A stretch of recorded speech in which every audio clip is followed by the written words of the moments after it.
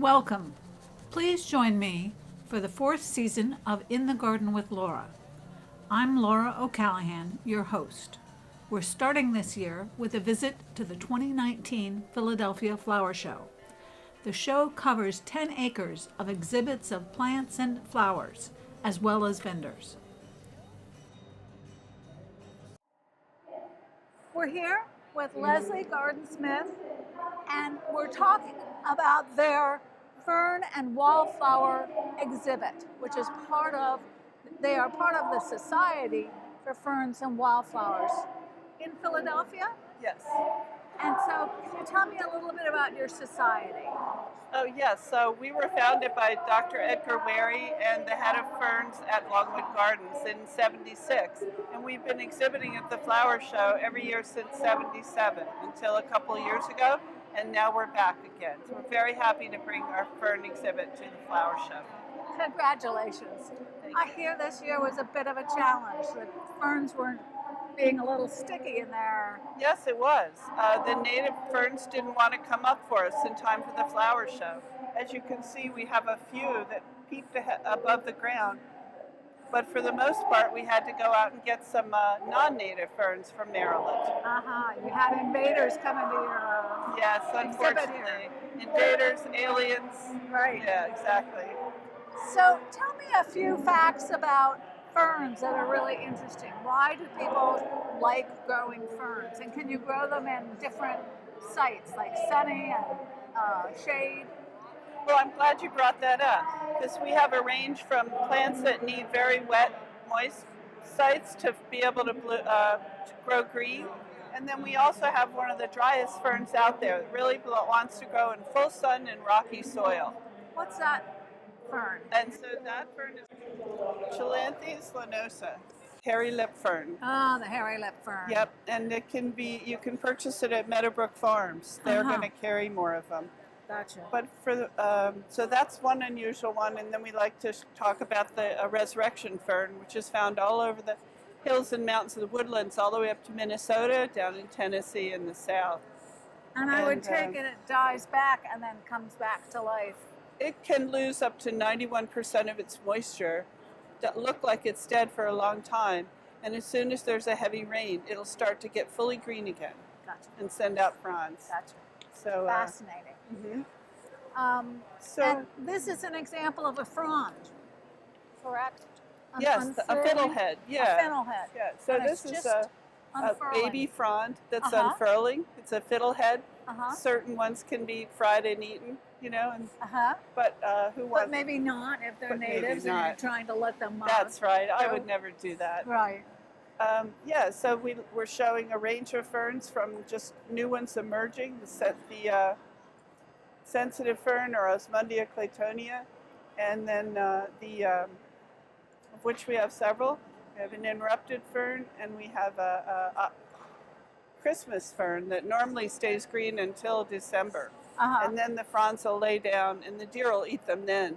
But for the most part, ferns are deer-proof, deer-resistant. Wonderful. So they're a wonderful alternative for a lawn without any turf. Trying to remove that, and they're also wonderfully deer-proof in most cases. And wonderful for the woods, to have them growing in the woods. They're really symbiotic with the fungus in the soil from the woods. Yes, they're natural. But they're also good for a shady backyard, and that's what we're trying to show. This is a young woman's indoor fernery. She's pulling together a lecture on ferns. She took a break to go out and enjoy her backyard. So even though it has a woody sense, it's really her backyard. Right. So, and again, to show how it can be interplanted, and we chose to do all natives with our interplanting, since at least we could do that. Tell me a little bit about the wildflowers. Are those all? Is a wildflower considered a native plant, or is there sometimes a divide there? When we go on our wildflower walks throughout the year, we always identify with wildflowers that are native plants, and if we see any that aren't, we call them invasive or non-natives. And we often see helpful tenders of that particular woods wanting to bring color, and they'll plant these bulbs out. There's a story of somebody finding some bulbs in the Pine Barrens, thinking, oh, they really are native to America.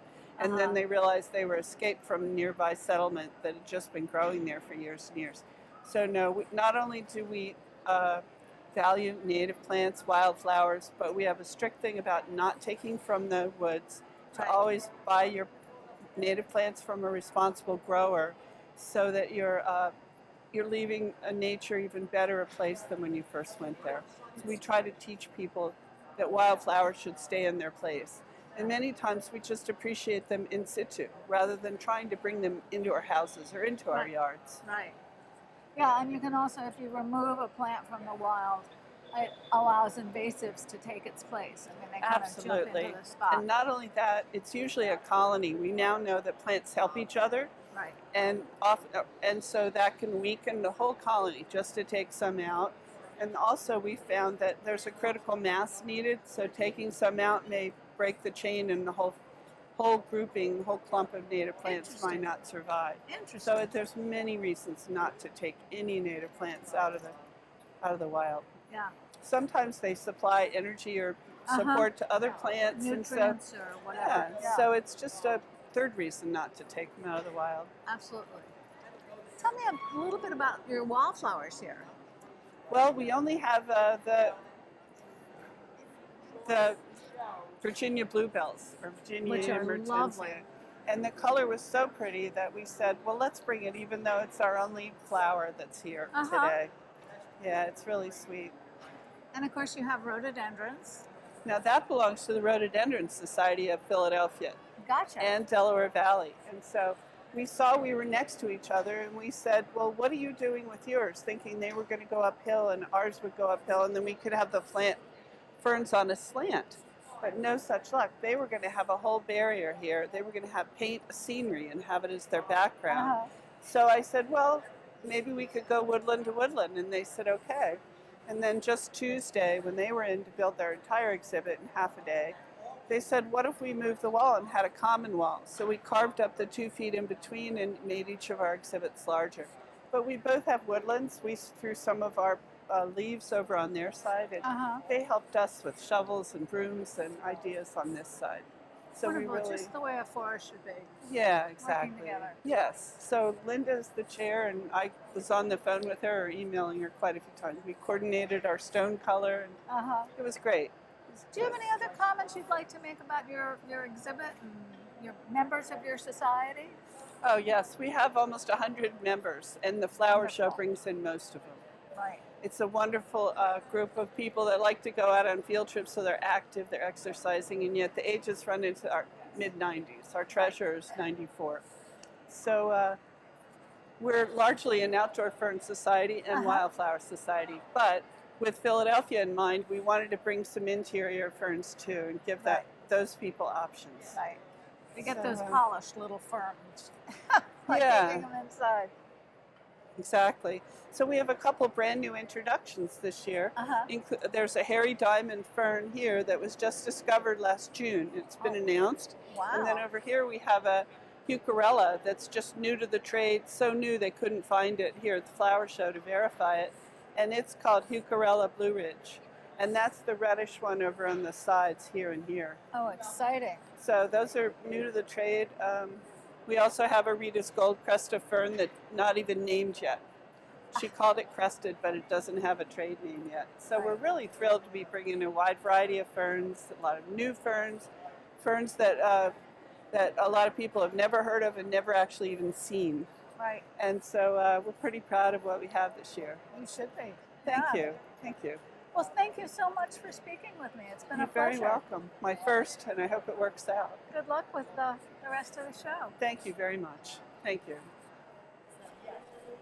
Thank you for joining me. Please visit inthegardenwithlaura.com for blogs, podcasts, and news about native plants.